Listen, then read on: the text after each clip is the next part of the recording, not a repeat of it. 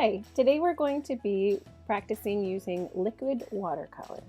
This is one of my favorite mediums to paint with because you get a really rich, vibrant color when you don't dilute it. I'll be showing you that in just a second. As a reminder, this video is for educators. This is not meant for you to show to your students. This is for you to be the hero. You learn these techniques and how to use liquid watercolor, and you take it back to your students.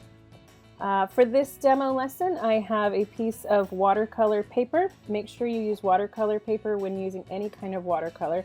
It is thicker and it absorbs water much better than a piece of copy paper. And students tend to use a lot of water when they're using watercolor, and we just don't want to ruin their artwork. I'm using a pencil and a Sharpie and a couple crayons just to show you what water resist, or the paint resist, looks like. I have 2 cups. These are just old yogurt cups that I can use for pigment.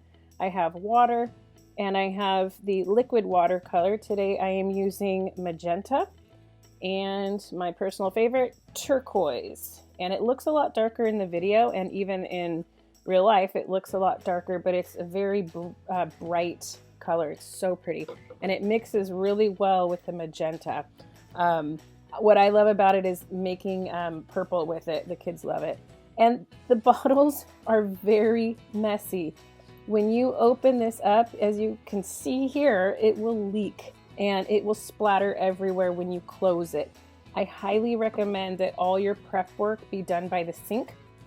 That way when you close the lids to the bottles, you do that over the sink so that it doesn't squirt everywhere on the counter. And then when you set them down, get a paper towel, fold it up and set it on top of the paper towel.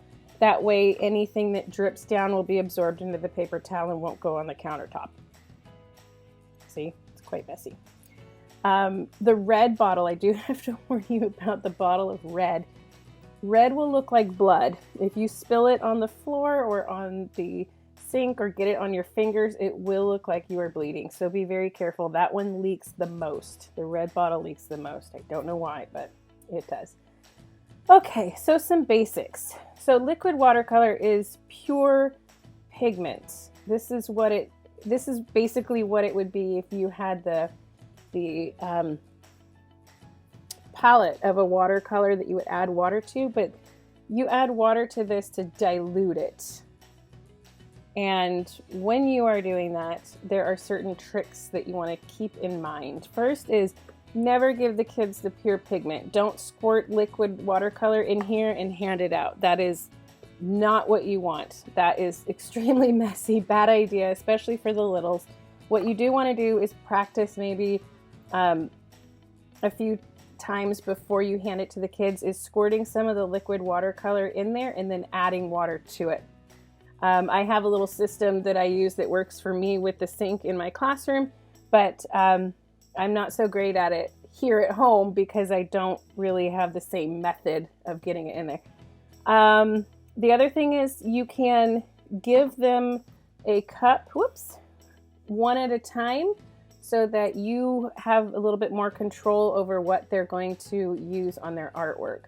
So if they are going to be painting a whole large area, you would want to give them more paint, which means more pigment followed by more water. I recommend a half a cup full of whatever you are using it in. I would fill it halfway with water. And then you're going to have to play with it as far as how much pigment you need. So I recommend that you play with it. What else? Definitely have some napkins nearby. This one I keep folded up. So if you saw the watercolor palette video, you know that we went across the paper by adding more pigment to some drops of water. With liquid watercolor, you're actually doing the opposite.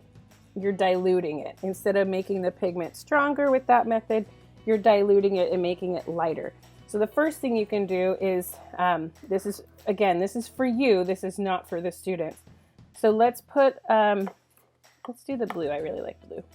It's turquoise. When you open it, make sure you're doing this over the sink, and it just got more blue on me. So I'm going to do that. And then you squirt some in. Actually squirt it. Don't let it drip down. Okay, look at what happens when you let it drip. Don't let it drip. Actually squeeze it so that it squirts out. My goodness, this is messy. All right, it will take a while for it to come off of your hands. Usually by the next day, it's gone off of me. So there's the blue. That's the pure liquid pigment. When you close the lid, do it over the sink. It will spray. Ooh, oh, it didn't close it. There you go. See all that spray? That's what happens when you close these things. Okay. So this is pure pigment. Also in the art room, you're going to see different paintbrushes. These are great for watercolor because they hold a lot of the liquid in them. I do hand out the smaller watercolor brushes to students if they're painting smaller areas, but for liquid watercolor, these medium-sized brushes are perfect. They cover a larger area. Today I'll be using a smaller medium round brush. Don't dip it in the water. This is, you and I are practicing this right now of just pigment. So dip your brush. You don't even need a lot. Look, don't even need a lot. Just dip your brush in. And then let's start at the bottom. We're going to paint just a small area. That's no water. It's just pure pigment. And I want to dry my brush off. And I have this plate with me to act kind of like a little palette. So if you have paper plates in your classroom, there are some in the art room, but not a lot. These are the recommended type to use for liquid watercolor or any kind of watercolor if you're using these as a palette. The kind that has the waxy buildup on it, because that allows more water to be on the plate. And if you don't have the kind with the wax on it, the paper plates that have just straight paper, a lot of the water will bleed through and then you'll have a really big mess. Oh, sorry about that. So here's what I'm going to do. This is just the opposite of what we did with the water and the watercolor pigment, okay? This is my pure pigment, and again, you don't need a lot. And I'm going to put the excess on my paper towel. Don't dip it in the water. The excess is going on my paper towel. That's not a lot. You don't need a lot. And now I'm going to add just a small amount of water and mix that up. So now I've diluted it a little bit. And we want it to be, you see how it's cohesive, it sticks together. Water will do that. And now next to it, so that's my pure pigment. Here's some diluted. Big difference. Kids are going to want their paint to look like this. You have to train them to be okay with a lighter color. This is wet on dry. Our paint is wet and our paper is dry. I'm going to dry off my brush a little bit, get some more water, add it to my little blob of watercolor paint, and now it should be even lighter. Big difference, right? Do it again. Mix it in. Even lighter. And you can just do that maybe a couple more times so they really see how light it can be. So it's showing you different values of the same pigment, the same color. This is what turquoise looks like straight out of the bottle, and this is when it's very watered down. So it might look like it's not watered down. So if you look at my paint here, it looks like it's, okay, that's a great blue, but this is why I recommend that you play with it a little bit before you give it to the kids, because if it's too light, they are going to go to town on that paint because they think the more they put on it, the darker it's going to get, and that is not the case. That is not the case at all. They're just putting more water on top of more water on top of more water, and it's really not going to do much. All right, I'm going to set aside my palette. I won't need that for this next bit. And then, so that's wet on dry. And now let's section off like a rectangle or a square somewhere on our paper. Try not to get your hands into that because it'll get on your hand. And let's go ahead and, oh, this is really neat. I was going to show you this too. So this is pigment that has been in here since before quarantine happened. So this has been in this cup for about a year. And what you can do is you can actually add water to this and get some paint that you can use. So what's great about liquid watercolor is that once the water evaporates, you still have that pigment in whatever it is you are using. I do recommend that you clean these out every single time you use them. A lot of times the kids won't rinse their brushes off well enough, and they'll go and they'll dip it in one color and then dip it in the next color, and everyone gets whatever that color is that's mixed.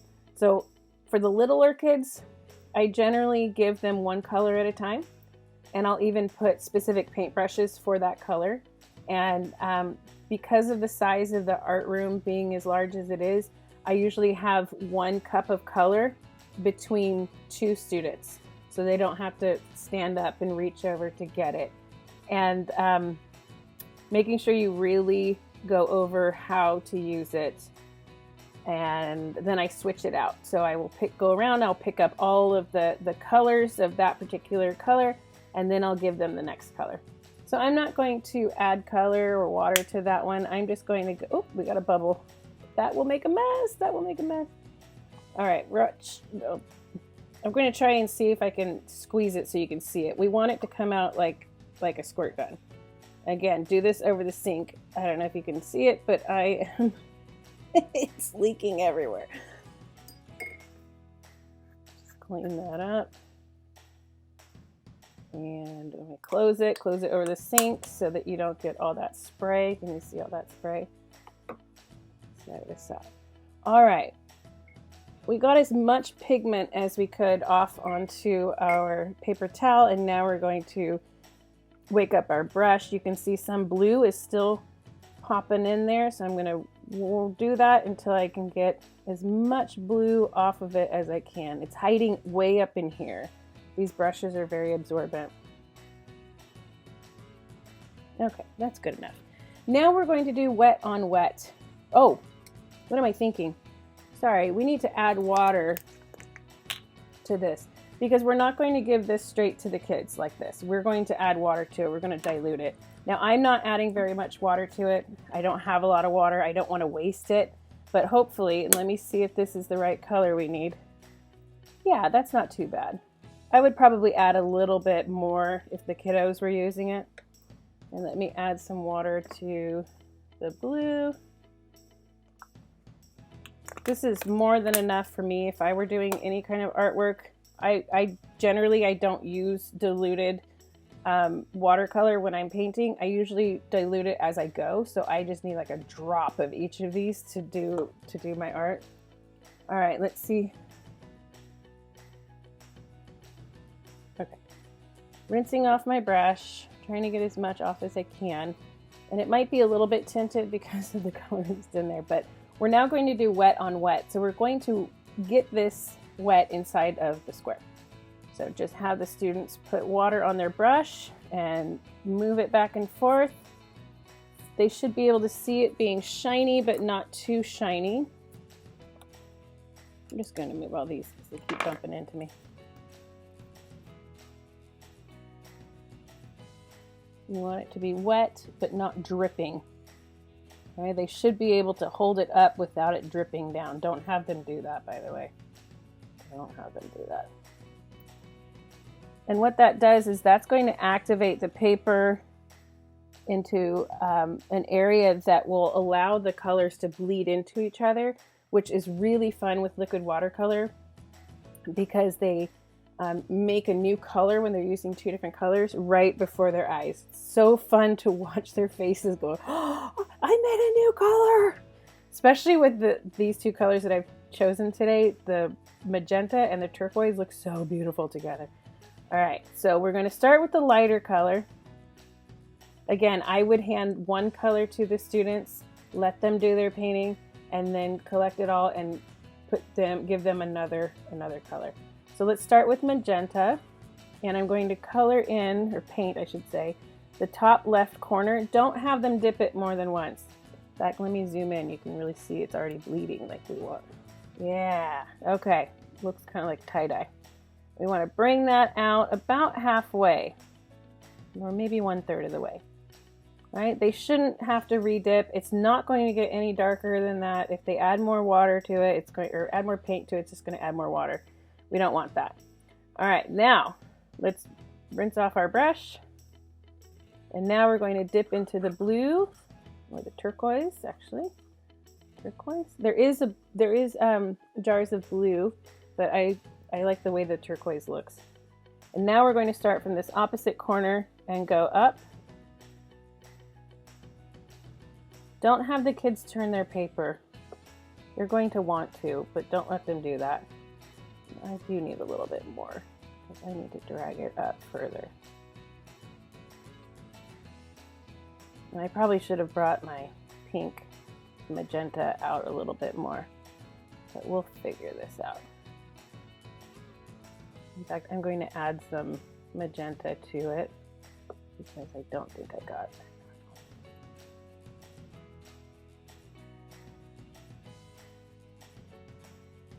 We want that middle part to stay white. There we go. We want that middle part to stay white. All right, that's great. We have like a pink, white, and turquoise color. Now have them rinse off their color. I mean their paintbrush. Rinse off their brush. Let me zoom out a little bit so you can see my water cup. Have them rinse out their brush and then add a little bit of water to their brush. And now they can go along the middle and drag the colors to that middle, making their new color. And it should be this really pretty lavender color, depending on how dark your pigment is. They should not touch any of the blue or the magenta up there. They should just be pulling along the edges to make that color. If they go over it too much, you're going to get beading, which is these little chunks of the paper start coming up and your paper is basically falling apart. So you need to tell them, don't paint over it so much that you get all these little chunks, because what it will do is, oh, there's some. I don't know if you can tell, but there's two little pieces of paper right here on my finger. And what that'll do is that'll get into the paintbrush and it makes it really messy when you go to paint more things. Another thing that I really like is using this as water resist. So you can use it with oil pastels. There's a demo video for oil pastels. And you can use it with crayons, a crayon resist. So you can have your students draw their picture and then you can have them take the color that they want to use and go over it, and it won't pick up the paint where the crayon is. It's resisting it, and the kids love it. It's kind of like a little secret message. If you use white crayon, it's really neat. The other one I wanted to show you is that Sharpies or any permanent marker, watercolor doesn't affect them. So you can draw your picture or type in or write your name, not type, what am I thinking? Or if they draw some sort of picture, I always use a box because it's just an easy way to draw something. If they draw that picture, they can always paint over it and it's not going to bleed. This doesn't work with regular marker because regular marker is water-based, so that will bleed, but you can use a permanent marker and still go over it with your colors. It won't change a thing. So if you're having the students draw in pencil and then go over it with a Sharpie, that's perfect because they can paint over that Sharpie and still see their lines to paint. I highly recommend it. So those are some fun liquid watercolor basics, and I hope you enjoyed watching. Thanks for watching.